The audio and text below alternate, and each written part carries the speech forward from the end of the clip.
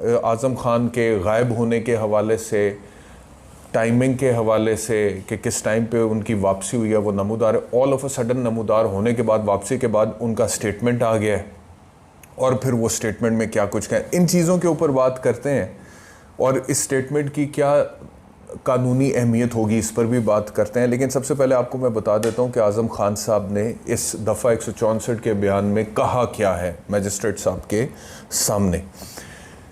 जो रिपोर्ट हो रहा है वो ये हो रहा है जी कि आज़म ख़ान साहब ने इतराफ़ी बयान रिकॉर्ड कराया। उन्होंने कहा है जी कि सोची समझी साजिश करार दिया साइफ़र को। उन्होंने कहा जी कि तमाम काबीना अरकान को मुलव्वस किया गया।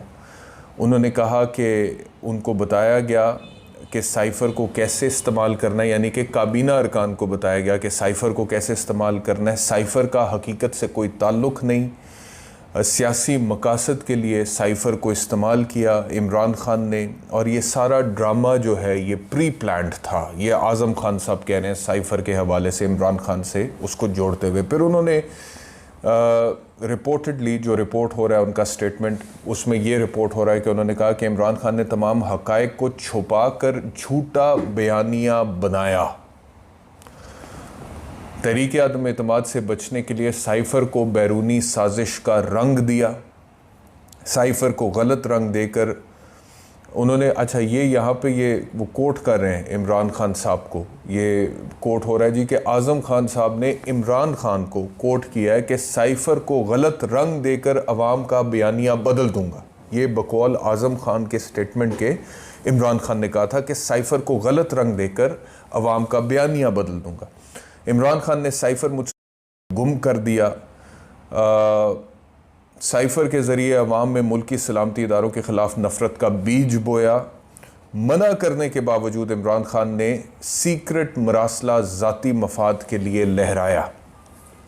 अब ये वो तमाम स्टेटमेंट्स हैं जो आज़म ख़ान साहब से मंसूब हो रही हैं और इस वक्त पाकिस्तान के मीडिया में एक भौंचाल है, एक भौंचाल की सी कैफियत है। हर चैनल पे ये रिपोर्ट हो रहा है कि आज़म ख़ान ने 164 का बयान दे दिया, आज़म ख़ान ने ये इंकशाफ किया, आज़म ख़ान ने बताया है कि इमरान ख़ान ने ये साजिश की थी और इमरान ख़ान ने ये कहा था और ये तमाम झूठा बयानिया था और तहरीक आदम एतमाद से बचने के लिए और हर चीज़, वो सारी बातें जितनी भी मैंने अभी आपको बताई हैं। अच्छा, अब फिर ये भी, अब ये जो हुकूमत है उसमें लोग ये भी कह रहे हैं कि ऑफिशियल सीक्रेट्स एक्ट का इतलाक़ भी इमरान ख़ान पर होता है और वो होगा। और कमर ज़ुबान कायरा ने कहा कि अपनी सियासत बचाने के लिए झूठ गढ़ा है। और फैसल वाडा ने कहा है कि इमरान ख़ान ने इक़्तिदार के लिए जो कुछ किया सामने आ गया। तो ये सारी चीज़ें अब लोगों का रद्द अमल भी मीडिया ले रहा है और रिपोर्ट कर रहा है और ये सारी बातें हो रही।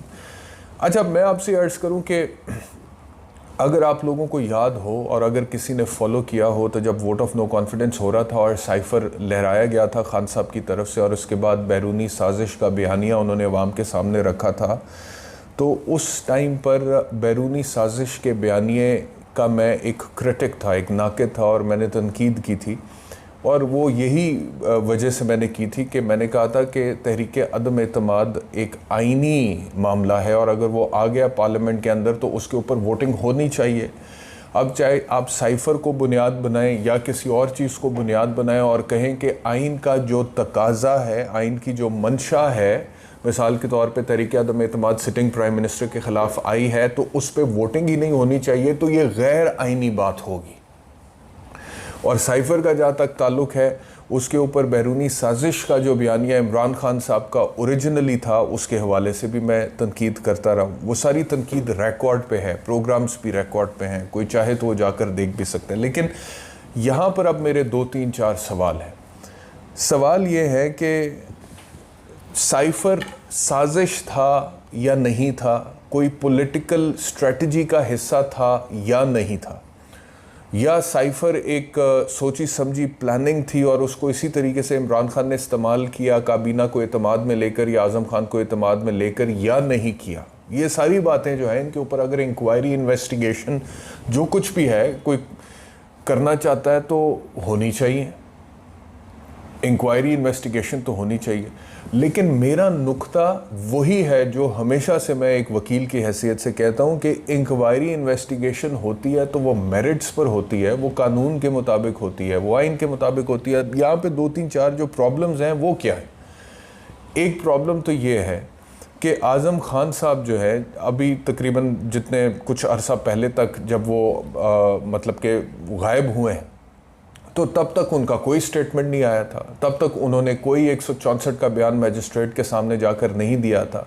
ऐसा नहीं हुआ कि आज़म खान को किसी तहकीकी इदारे ने बुलाया हो तफ्तीश के मकसद के लिए और वहाँ पर जाकर वॉलंटरली अपनी मर्ज़ी से अपने कंसेंट के साथ बग़ैर किसी प्रेशर के उन्होंने अपना बयान दे दिया हो और वो बयान फिर बाद में मीडिया में भी सर्कुलेट हो गया। यहाँ पे चीज़ें कुछ थोड़े मुख्तलिफ तरीके से हुई हैं और वो ये हुआ है कि पहले आज़म खान साहब के हवाले से मीडिया पे ख़बर आई कि अचानक वो गायब हो गए।